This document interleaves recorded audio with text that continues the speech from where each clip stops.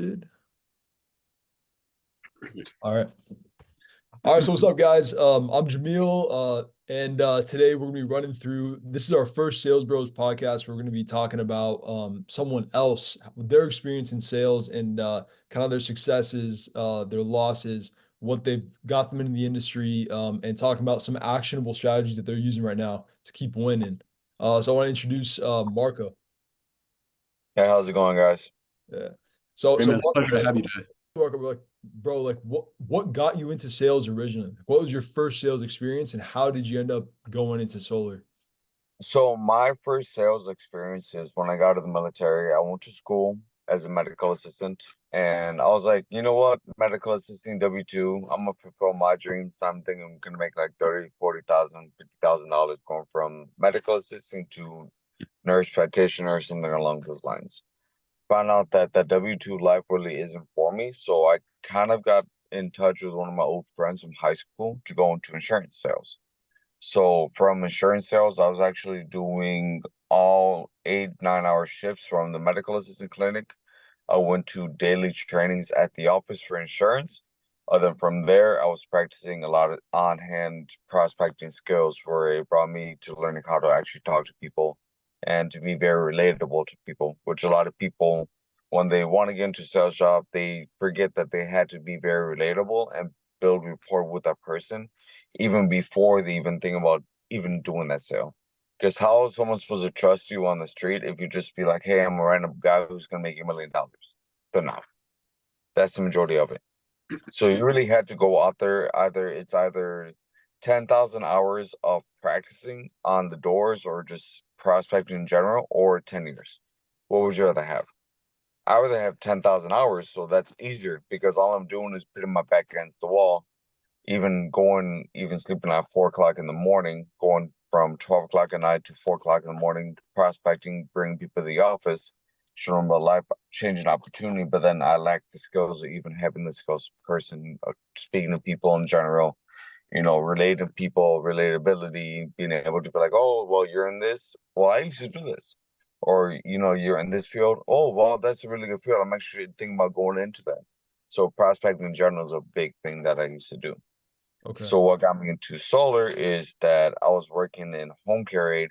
They weren't giving me any hours. I was working dog hours. I was putting my mind against a lot of things. I was just tired. And I saw a funny video, and this one guy was asked how much money he made in solar. He's like, I make $40,000 in solar every month. I was like, this guy can do it. And this is a funny video. I can do it. Might as well. So I've been in solar for about 6 months, 6 or 7 months. Nice, man. Yeah, that's cool. Do you see yourself doing that full time? As because I know you said you were divvying up your time between insurance sales and solar. Do you see yourself going full on the solar? I'm full time right now in solar. I put You are full insurance. time. Yeah, I used to do insurance sales, but now I'm doing full-time solar. Okay. Um, Doing full-time does put you back against the wall, and you just got to burn every boat that you have because either you have a plan A and B and you just fail in your regular solar, or pitch against a back against the wall. And some days you may hate it, but when those paychecks come through, you're just thank God it came through. I have like this amount of money in my bank account. Yeah, Okay, got you. that's What's awesome. your yeah? Are you paid on salary or and what Strict kind of commission. strictly commission? Okay, got you. Dude, that's Strict. that's interesting because I think all salespeople in general, I mean, right now there's a big trend, especially in like B2B tech sales. It's like give a huge salary. And I think there's definitely something to be said for strictly commission because you're so much more motivated to actually get things done when you know that's the only way you're gonna eat is by Hmm. closing that deal. I feel like a lot of people leave a lot on the table because they got a salary. So that's one of the big benefits of doing just straight commission. Yeah, straight commission. Yeah. So Okay. the Oh, go oh, ahead, go bro. ahead, go ahead. No, go ahead, go ahead. So, right now, how much are you making per month, and what was that trajectory like month one to month six? So month one, I wasn't making any money, and it's just the starting out in a corporation in another field. You kind of had to shift and be adaptable and be, soak up everything like a sponge, be coachable. And that's one thing sometimes I do lack in, but I'm getting better at that. I'm not the most perfect person.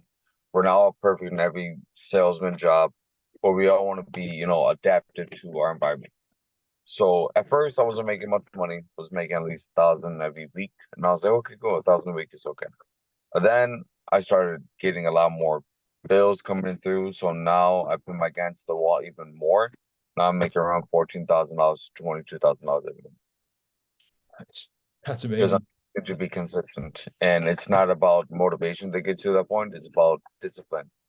And Gotcha. being disciplined in those bad days will get you so far. And it's only motivation that only gets you to actually do what you're doing for like a short time term. Yeah. And I just want to say something, guys. Like he's not just saying that stuff. Right now, it's a Sunday. It's a Sunday at 5 o'clock, and he's on the field right now, still trying to prospect in his car when he's recording this. So he Mhm. walks the walk. Uh, Yeah. Yeah, 100%. uh, Yeah, that's so crazy. what are some of the things that you've learned from sales in terms of trying to put pressure on the deal to get stuff closed? Like, what are some of those lessons? You gotta state what the problem is. Of course, every solution, every industry has a problem or what people are looking for. Be that solution. It's not about, buying the product, it's about your own self. People buying you, they're buying you. You're the product. You're just selling something. They gotta buy you. Why would I buy from you instead of buying from somebody else? So that puts the pressure. And of course, saying, hey, this is what I'm doing. I'm only doing one job. My job is only this. So basically making them feel that relief of, well, okay, this guy's not really that bad. All he's is here to do is just help me out. So of course, putting that pressure, time always kills deals. You got at least put it within 1 or 2 days of meeting up with the client. Yeah, 100. that's huge. Time does kill everything, man. Yeah, that's a big lesson that we recently learned is like everyone in sales, they have a tendency to want to just drop off a proposal and doing that stuff, just like giving all the ammo to your clients and giving them your back, walking out the door. If you don't make that follow up or come back in person, that deal's dead Yeah. almost every time. It's Yeah. like what they say, curiosity kills a cat.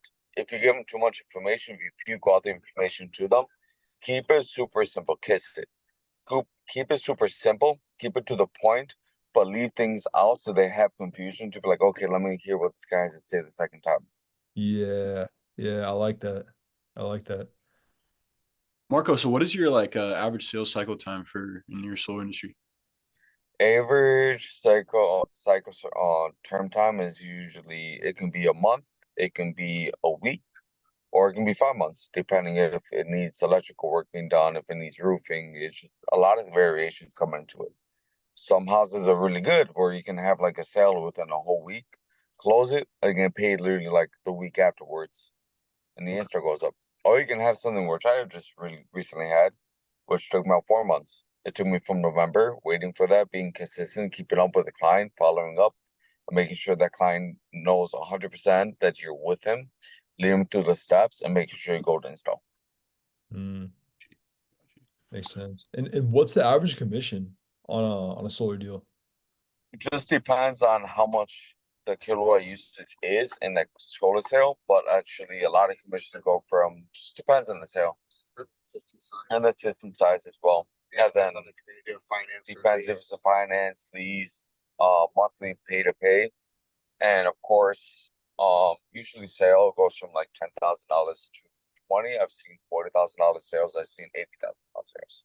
Just Really? depends. Yeah. Wow. Interesting. I didn't know that, man.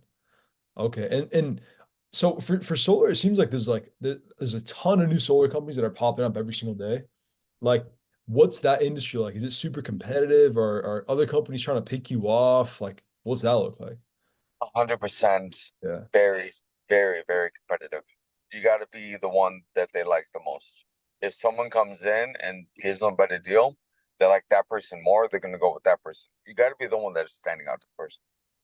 But what you give, you got to give, you got to provide value to what you're saying to the person, essentially. Okay. If not, Okay. you're just going to be some average schmo that says, yeah, I'm going to get the solar center, get the cancellation afterwards. Oh, we went with somebody else. Yeah. 100%. 100%. What would you say your ratio of like outbound prospecting to inbound leads is for in your experience? It's just the number game. As I said in insurance, when I used to do insurance, it's just numbers 10, 6, 3, 1. You talk to 10 people, Six are gonna be like yes and no. Three people are gonna be like yes, let's do it, and one is gonna be like let's do it. So it's really about the numbers, but it's also a skills game as well. Depends on how much value you give. And depends how much value you give. And Value. I mean, if you had to really put like a number to it. yeah, if you put a number to it, then it's just 3-1. Then just one goes with it. Got you. And And what would you say like? Oh, yeah. no, What would you say is like the top like objection you're getting, or the top two objections, and how do you handle those? I don't like solar. You're not the only person that came up to me. We just had you guys around this, like yesterday, 2 weeks ago. Oh, I don't want to do anything. I have such a low bill. Goes a lot of variations. You just gotta really pitch You're like against. the fifth company. You're like the fifth company that's running through here. You guys give the same products to the other guy who's giving me. He's already looked at your proposal. They're top. They're top. They're tough ones a lot. But it's the matter of fact of being the person that like you have to be the most likable person. It really builds you though. It builds you a lot, and basically if you don't go and put yourself against the fire and you ask for someone's hand to lead you through the sale and lead you through prospecting, you're not gonna do well. You gotta learn smoke screens. You gotta learn how to go against the smoke screens. You gotta be, disciplined, and even if you get 1,000 no's, that one will come early eventually. yeah, totally makes sense. And I mean, let's say every single time you walk up to the door, I mean, are you guys getting all of your leads by door knocking? Is that Yeah. how you get? Okay. So what's that like? Because I know people are afraid to open up doors nowadays and all that stuff. It's actually not that bad, to be honest. Yeah. Some people just slam the doors in your face. Some people are like, just come in. My first install, the people I had previous the company I'm with, they actually said, yeah, we actually like you guys and we want to go with you guys. And it's just like, you want to go with me? Okay, let's do it. So it really depends on who really comes against the market and who's looking for solar. Okay. Or who's looking- Oh, shoot. Sorry, Really brother. sharpen your sword as you go. You just Kinda start, yeah, you sharpen like, your sword as you learn go. kind of like what goes into it too. Learn a lot. Like obviously you want to have a really, really good first impression. You want to come off like genuine and transparent, like you're really there for somebody. Yeah. But obviously each industry, it's like our industry, we have to make sure to use that 5 seconds to buy another, 5 seconds, buy another one. to buy the window that's really gonna. Also, a really good note I like to say to anybody who wants to look into solar or look into sales in general, the first 30 seconds of you talking to the person is very prime. Because like it's just First impression. first impression is always the best. If you look very shady, they're not gonna trust you. Yeah. 10 out of 10. Yeah, if I show up with like a trench coat Yeah, if you at with like the trench 9:30 coat. at night, they might not answer the Yeah. Yeah. You got no shot. Yeah, that makes sense. Yeah, 100%. Okay, man. Boost, do you have any other questions, bro? I was gonna say, since you're doing door to door, you must have some crazy stories. Do you have one in mind that Yeah. you could Crazy stories. I'll give you two accounts. I was actually working for another solar company, and I didn't know how to really knock doors. I was like freshly 2 months into the job, and after that, I tried to do something, and then she's like, "No, I don't like you," and she's like, "Get off my doorstep," and I was like, "Oh, okay, hi, bye, buddy." And one of my guys told me to say that, and I'm a fresh guy. I'm gonna say that in general. Oh, John. Soak it up, John. His name was John. And he told me to say bye, buddy, just laugh and then say bye. This lady told me that she's gonna call the cops, and she said, Shit. forget you, but in a meaner way. But yeah, just that. I literally was not walking the door, knocked the door, and then there was I don't remember that one. But there's another one where this one girl, she was like, this one guy, he was like, "Oh, don't you see the sign no soliciting?" And we have different ways how to go around things. So we usually say we're not trying to sell anything. We're not like selling anything. Doesn't really pencil out for you. That's why you would win solar. And he just says, "Get off my property," and just walks around his property. And I was like, "Okay, then." There's door days like I knocked the door. They just closed the blinds, and I'm like, "Oh well, okay, cool." So just a lot of funny things. I ran in the blocks. I ran like 2-3 miles away from my house to get away. Changed my boots, changed my whole gear for the cops not to notice me. Because I was like in an area that they would have caught the cops on me. So I was like, okay, cool. That's pretty wild, bro. Yeah. No, yeah, we More stories. Yeah. If you do more podcasts, I can give more stories and more stuff because it's just gonna get more wild from here. Like I already Perfect. know that this life is gonna get more wild. I love it. Let's do it, man. Yeah, we'll Yeah, definitely have you again for sure. yeah, we'll definitely have you back on, 100%. Yeah, man. And also, if you know anybody else too that you'd wanna that you think would be interested in this, I mean, what we're really trying to do here is get sales experiences from all different industries. So from solar, real estate, what pest control, whatever you're doing, if you're in sales, we want to hear the stories, the lessons, the experiences, all that good stuff, so that we can help everyone in sales learn from each other and all come up together. Yeah. So, Yeah. There's a lot of people in sales with me that do solar. There's some insurance. They have funny stories themselves. And after when I hear stories from these people, I crack up myself and I'm like, well, my life is not really that bad. yeah, Let's hear yeah, about what yeah. you're going through. No, But 100%. when we experience all of that, we understand like this is really a dog and dog world.